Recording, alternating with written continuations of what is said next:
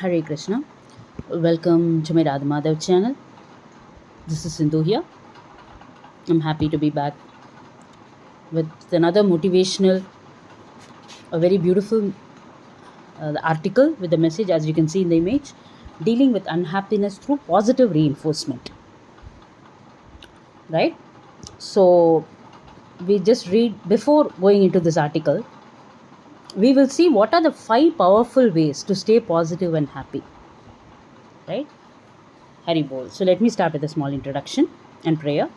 Nama Om Vishnu Pradaya Krishna Preshtaya Bhutale Srimate Bhakti Vedanta Swamin Iti Namine Namaste Saraswati Devi Gauravan Pracharine Nirvisesha Shunyavadi Paschatya Deshatarine.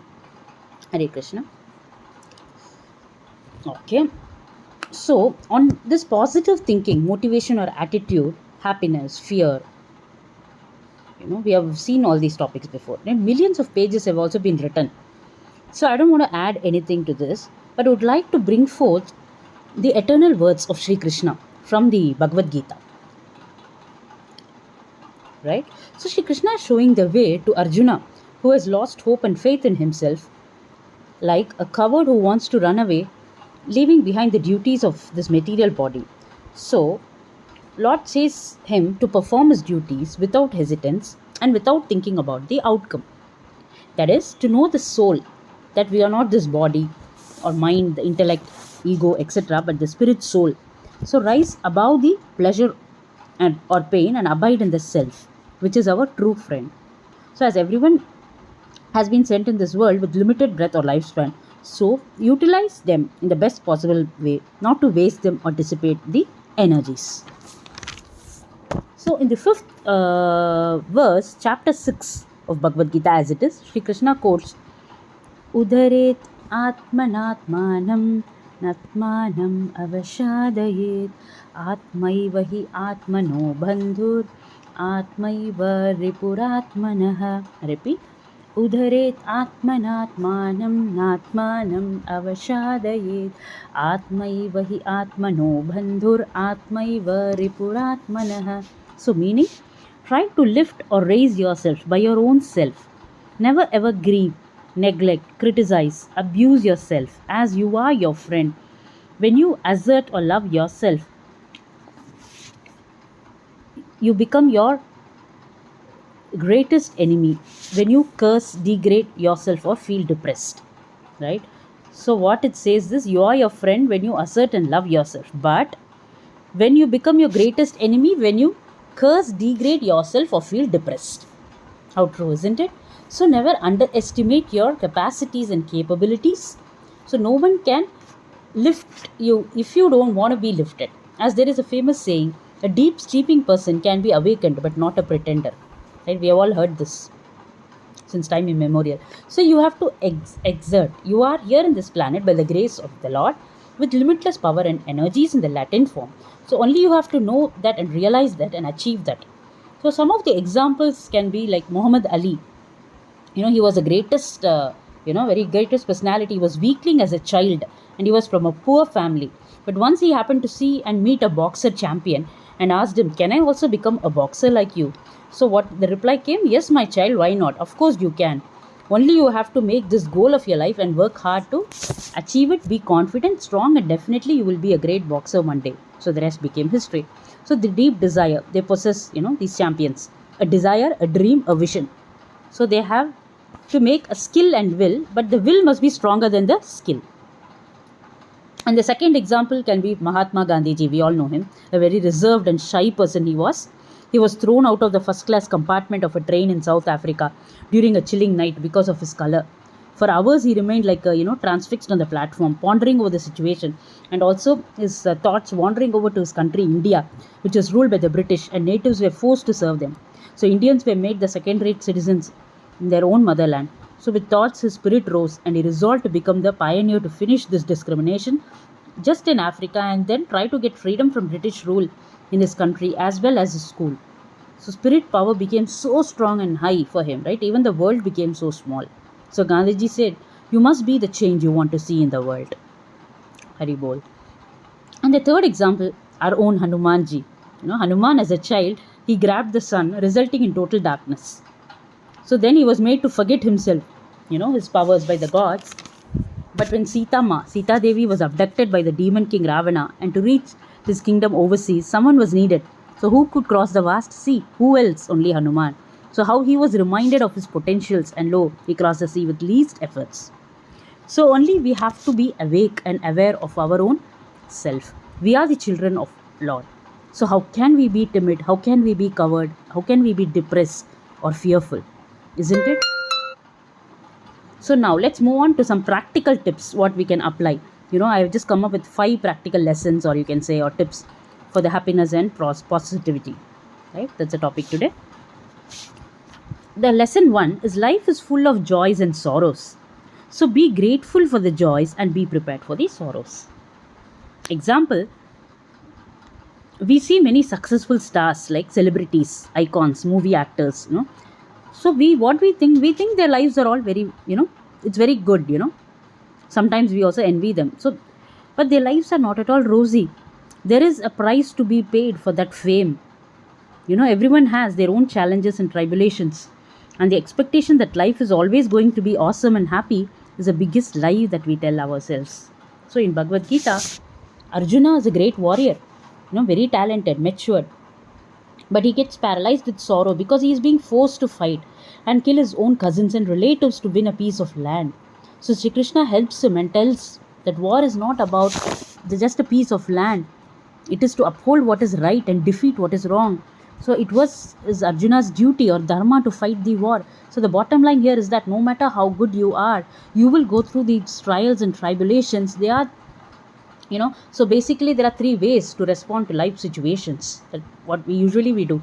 See, number 1, what we usually do, we be happy during the ups and be devastated during the downs. That is a natural response. Second, be grateful during ups and be prepared, patient and graceful during downs in our life. A better response. And the third one, or last one, be driven by the internal focus of righteousness and duty and be equally nonchalant and stoic during ups and downs. So, best but very difficult response, the ultimate goal. Right? Hari Bol.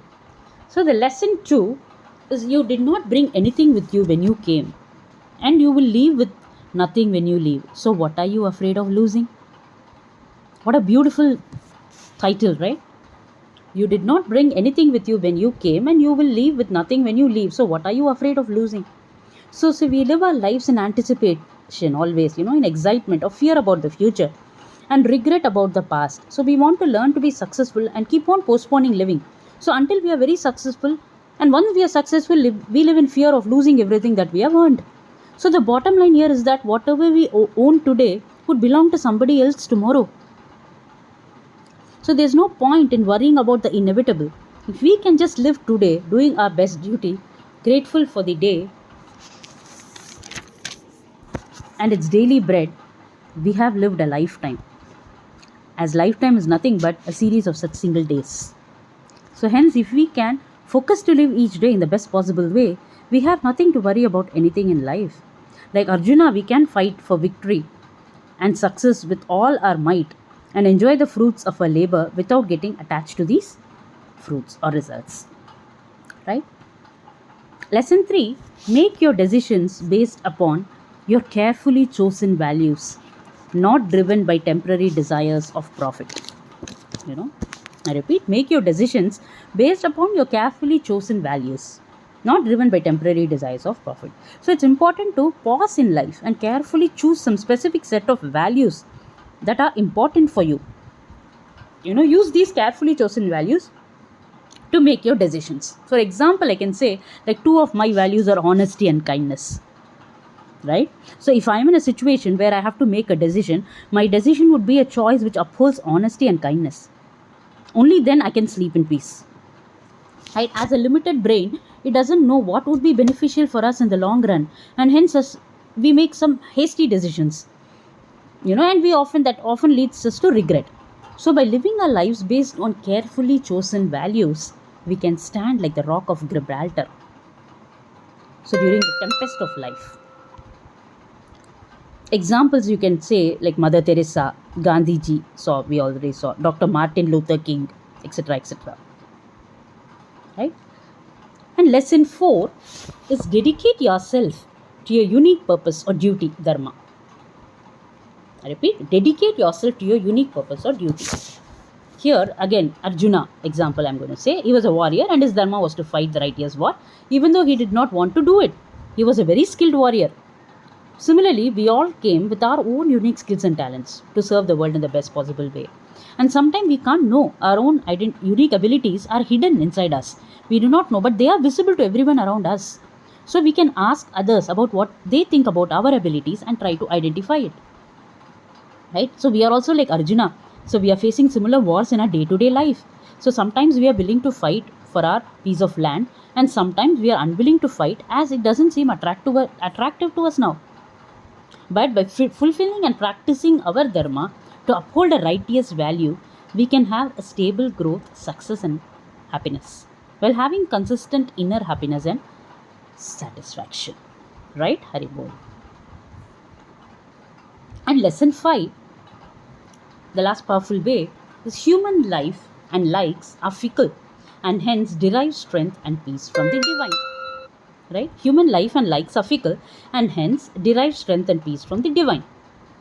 What a beautiful, see, it's a very practical thing, but we fail to follow it, or we, somehow we lack. So we spend a lot of time to ensure that others are happy with us. So whatever we do, that moment we don't think about us, we ensure others are happy. And we have a stability in our lives and relationships.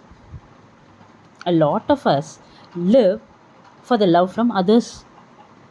So if the critical people in our life don't love us back, our life seems to have no meaning. Isn't it? We all have faced this, I'm sure. So the fact is, human temperament is very fickle. See, the same person who loves you to death today might not love you tomorrow. We can just do our best to serve others and love unconditionally, but be prepared that people can fall in and out of love on the dime. So how do we get strength and comfort in this constantly changing world? What a thought-provoking question, isn't it? How do we get strength and comfort in the constantly changing world when people can love in and out, and people are so fickle and they can fall out of love anytime? So, my dear friends and devotees, we can get the strength and comfort from the changeless divine Lord, Shri Krishna. See, humans will always be imperfect, and only the Lord is perfect. So, by drawing your strength and happiness from the Lord, from Shri Krishna, you can be a source of unconditional love for everyone around you. And another small analogy to make it more clear, if you water the roots of the plant, all the leaves, branches, twigs, everything starts growing automatically and wonderfully. But when you just water the leaves, no use. Similarly, so when you love the Lord unconditionally, automatically everyone around you is loved and loves you. So I have benefited a lot from this, from my Bhagavad Gita, and it's provided me comfort and strength as I face my trials, my own challenges in my day-to-day life. So I hope that, my dear friends and devotees, these lessons might help you to gain strength and perspective while living your day-to-day life. Right? Thank you. Hope you enjoyed this as much as I did. And moving on to this article, we'll just go through what it is given here. A beautiful image of a flower. If we know that all unhappiness leads to choices, we can be ready for alternative action, and therefore we can stop wallowing in self-pity. Unhappiness can be a good thing if we learn to frame it in a different way. I'm unhappy when things do not go as I want. The unhappiness is due to unfulfilled desires. It happens when the rest of my world does not have the same view of a perfect world as I have. I think I have done a good job. My boss thinks otherwise and tells me so. I become unhappy. I couldn't make it to a top B school. I'm unhappy. As soon as I'm unhappy, my thought process goes like this: I'm right, but they are not agreeing with me. If they were my friends, they would agree with me, so they are not my friends. Therefore, I do not need to like them. Ergo, I will swaft all they want to do because they have stopped me from following my wishes. I know that this thought process seems exaggerated in the cool light of the day, but when we are unhappy, this is a sentiment. Since I cannot thwart them, as I have no control over them, I feel incompetent. I have two reactions: either I try to control them, be it my significant other or my boss, or I wallow in self pity. Sometimes I try to control, as if it does not work, I wallow. While I wallow, more scenarios come to my mind, especially those that reinforce my belief. I love these thoughts because they justify my unhappiness and give a reason why I should not do anything. The result of this mindset and lack of action is that people become genuinely unhappy with me and I want to avoid my company. If the issue is that at the workplace, the company wants to avoid me, I get fired.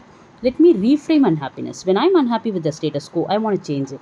The desire to change can lead to action. Wallowing in self pity is denying myself the opportunity for action.